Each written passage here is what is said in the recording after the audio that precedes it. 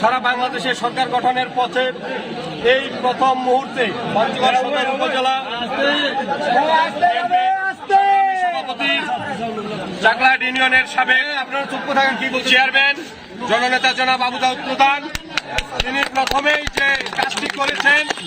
বাংলাদেশ আওয়ামী লীগের প্রতি তথা আওয়ামী লীগের তৃণমূল পর্যায়ের নেতাকর্মীদের প্রাণের যে সংগঠন আমাদের চাকলাহাট ইউনিয়ন আওয়ামী লীগকে তিনি আজকে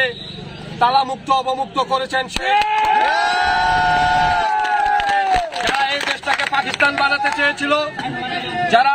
বাংলাদেশের স্বাধীনতার পক্ষের প্রতিটি দলকে নিশ্চিহ্ন করার চিন্তা ভাবনা করে বাড়িতে অফিসে হামলা করে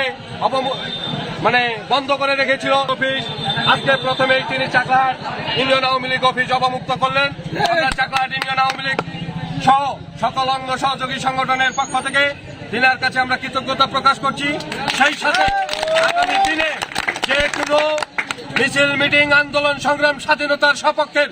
সকল উন্নয়নের ক্ষেত্রে আমরা না আওয়ামী লীগ না বিএনপি না জাতীয় পার্টি সকলে ঐক্যবদ্ধ হয়ে স্বাধীনতা বিরোধীদের পক্ষে থাকবো এবং ঐক্যমত্যের ভিত্তিতে